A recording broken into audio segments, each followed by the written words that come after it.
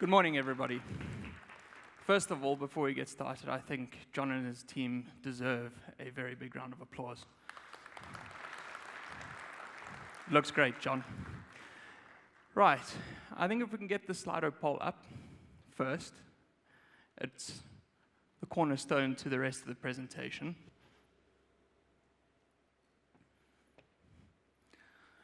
What is the single biggest barrier holding back African aviation's growth?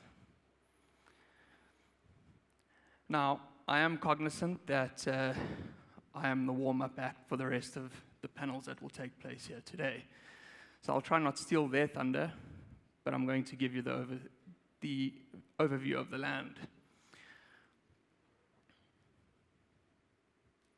All right, it seems to be pretty much one-sided. If we can go back to the presentation, please. We'll come back to the answers shortly.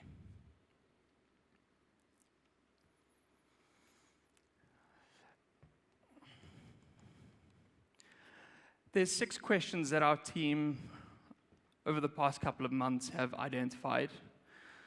And we'll go through them in this rough order of magnitude. How has the wider industry changed recently? What is the supply and demand doing to lease rates, asset values? And how do operators get access to those metals? Is Africa's growth story as good as the headlines are all saying? Is there capital in Africa? Is there enough capital in Africa?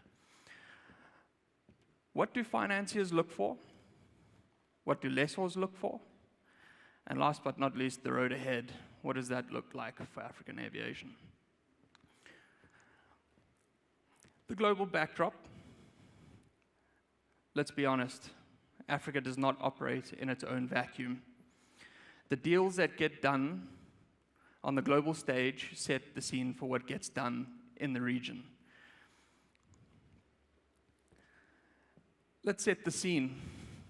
A couple of months ago, the world saw what was considered to be a contraction in the industry, and the global traffic dropped 3.4%. Now, that 3.4% is largely because of the demand and the traffic that dropped in the Middle East. Almost half of it did drop, unfortunately. However, there's the positive side. Year to date, it's still in the positive 2.1%. I would say 99% of us flew here, right? If you had an open seat next to you, you were pretty lucky. Still up at 83.1% load factors across the board, which shows a really positive projection for the industry. But beneath the year-to-date, the numbers, lies a fragmented market where supply chain is being constrained. The tension between the demand and the supply of assets and the capital is what's driving everything today. Let's take a closer look at the asset and the scarcity of available resources. Today, OEMs have major backlogs in their deliveries. This drives airlines into the leasing market, whether that's wet leasing for short term or dry leasing. The engines, I think every conference has this discussion, Pratt & Whitney and the geared turbofans, the LEAPs. These are keeping aircraft on the ground, healthy aircraft on the ground, which then slows down further redeliveries. Older jets are staying in the market, pushing the prices, lease rates, and asset values. The line on the screen here is not a price quotation. It's simply the direction that the market is moving on. The narrow-body lease rates are increasing, We've seen the A321neos at unprecedented levels. The values are holding firm, right? With delivery delays taking place, the older aircraft still in the market, holding the values tight. Interest rates globally are increasing, which means that lessors and financiers need to gain their returns based on those interest rates, and that gets passed on to the operators. The strongest growth story in aviation is Africa, and I'm going to get into it. Here's the good news.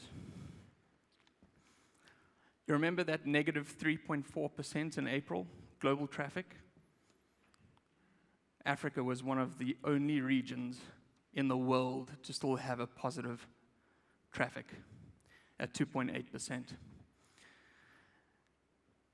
10% of the year-to-date traffic, and we are still seeing almost 80% load factors in African aviation. What does that mean for the near future? Well, it's meant to double by 2040 in the next 2 decades. So what is the prize? Where does African aviation fit in? Well, it's home to 18% of the global population and only supplies 2% of the global air traffic. It's quite a big gap. Before I continue,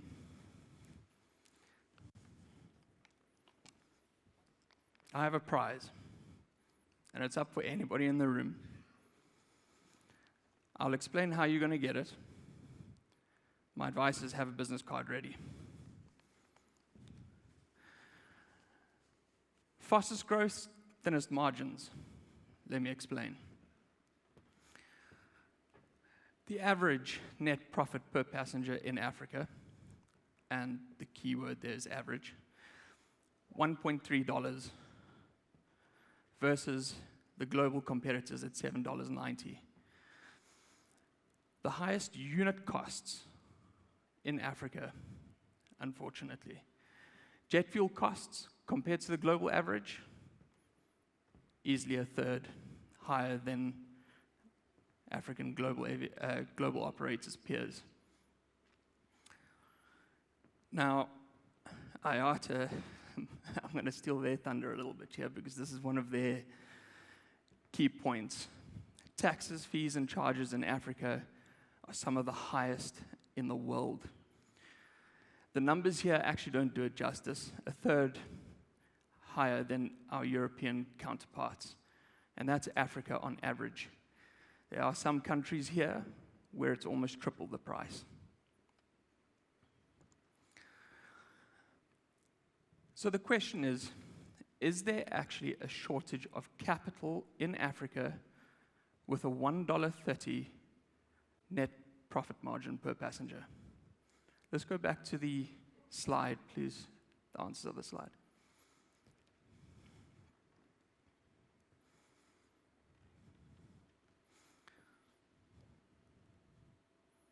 Okay, so pretty much what I said, the operating cost in Africa is the single biggest barrier to the growth. Let's go back to the slide.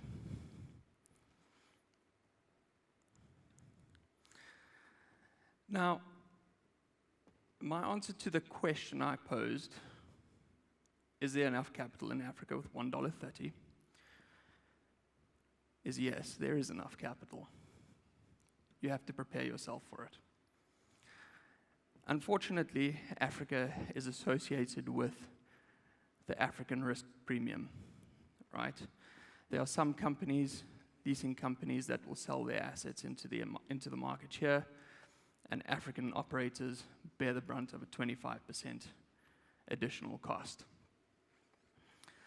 The other point is currency volatility and the ability to extract the funds out of those countries. Now, I did promise you that it would be up for grabs. So who wants it?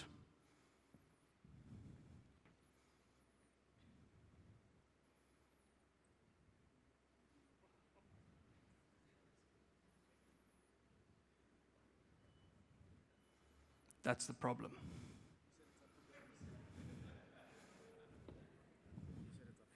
It's up for grabs. Well done. There's 2 points I want to highlight here. The first, the gentleman was prepared. I said, have a business card ready, and I explained it would be up for grabs. He was prepared. He got the prize. Second of all, there's a room of 300 delegates here, and one person came to claim it. One person. It's the unfortunate truth of African aviation. Well done, sir. Capital also follows credibility. Have a look inside the envelope, sir.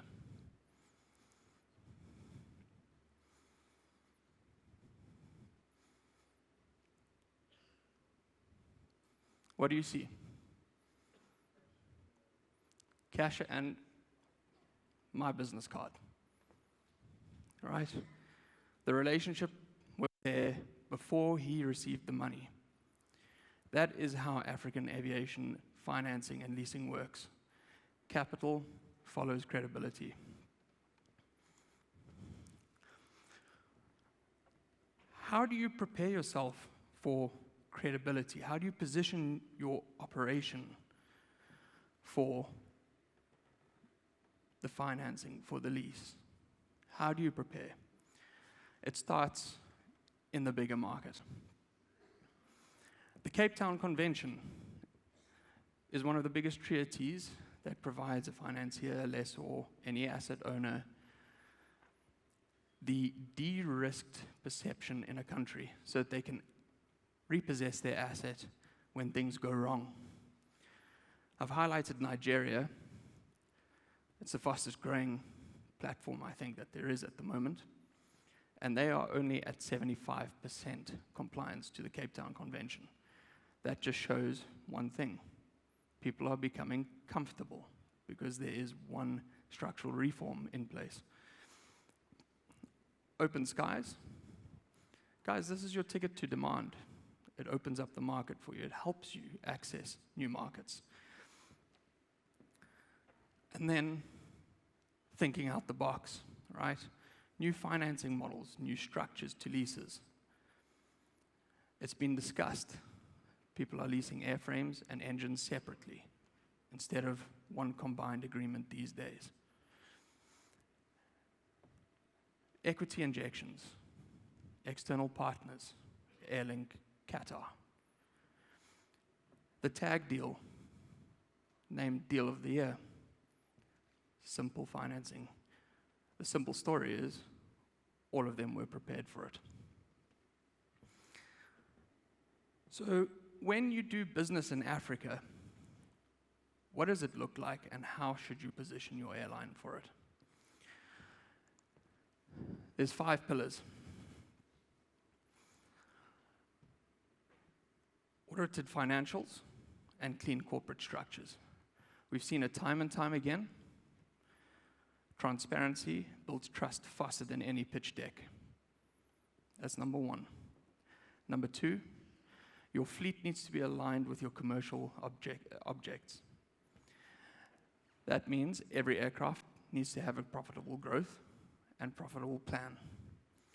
Regulatory compliance, this is a tough one because it's not purely up to the operator. Cape Town Convention being in place is a bonus. And having an IOSA audit and being clean is another one. OTPs, on-time performance, is another aspect that lessors, financiers, and any investor will have a very close look at. Your maintenance records also speak volumes. And last but not least, but proactive communication. If you and I can communicate with each other proactively, you can identify problems with me, At least it's not a surprise later when I'm about to sign the deal. That's what kills deals. Proactive communication keeps a deal rolling. Let's have a quick rethink of what we've discussed. Africa is the fastest growing region on Earth. It simply is. It's the youngest and fastest growing workforce in the world. At 3%, it's got margin to grow. Everybody wants new assets, I get that. So the fuel efficient side of things might need to wait. There was a famous quote, walk before you can run. So before you get the brand new shiny metal, prove your case, get prepared. Africa's also got its challenges.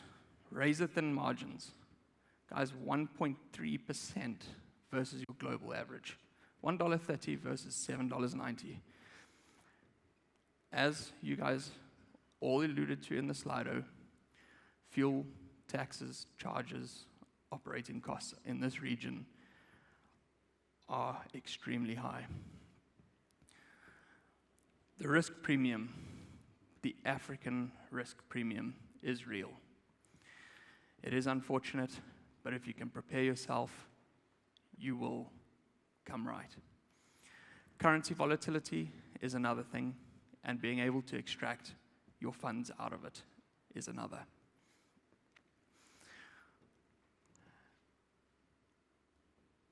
I know it's the first morning of the conference. Some of you might have had coffee, some of you might not have. Some of you might have had a late night. So there's 3 points I want you guys to all take away here. Demand is not the problem. Africa is the fastest growing market, I showed. It still grew when the rest of the world contracted for the first time since COVID. Profit and capital are the problems. Thin margins and unpreparedness. And credibility unlocks both of those. Being credible unlocks demand. If you're on time, you gain more passenger trust. And if you are credible in the market and you have represented yourself correctly, you unlock the capital. It's been a pleasure giving you the state of the industry this morning. I'm Tristan from ACC Aviation, and I would welcome any other conversations later. Thank you.